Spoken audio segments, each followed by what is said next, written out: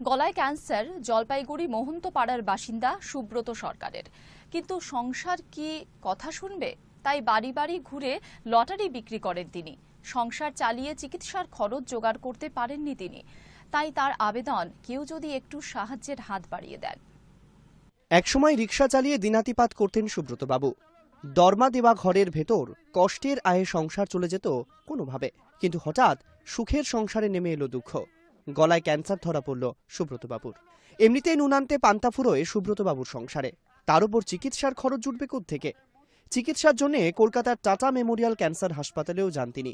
কিন্তু চিকিৎসকেরা জানিয়েছেন, চিকিৎসা শুরু করতে কমপক্ষে 1 লক্ষ টাকা লাগবে।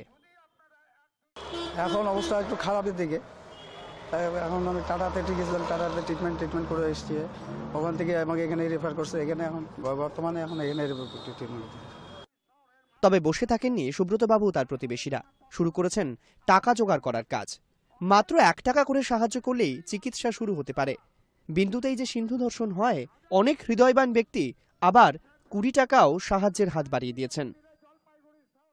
আমি গরিব দুঃখীকে দেখি, মানব দুটোটাকে দেখি, আমি সেই পর্যায়ে আমি চলছি।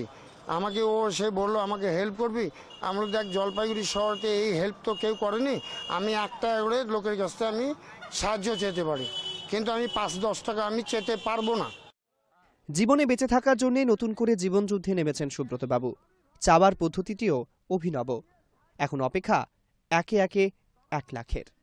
সৌরভ দেবের report, hi news network, Jalpaiguri.